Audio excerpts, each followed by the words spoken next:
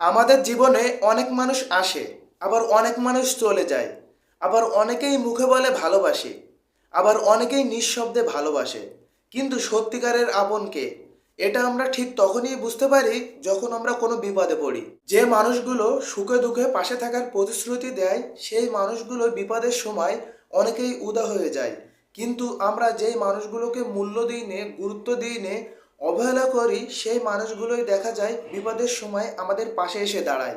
কারা আসল আপন আমাদের সেটা আগে আমাদেরকে বুঝতে হবে।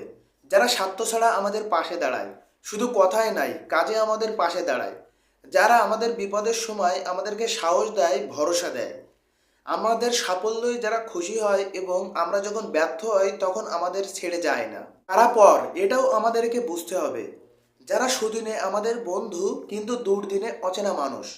যারা নিজের স্বার্থের জন্য আমাদেরকে ব্যবহার করে, যারা আমাদের বিপদের সময় অজুহাত খুঁজে পালিয়ে যায় এবং নিজের স্বার্থের জন্য সবসময় ব্যবহার করবে, এরাই হলো আসল পথ। জীবনটা স্বপ্নের মতন সুন্দর নয়, এখানে কঠিন বাস্তবতা আছে।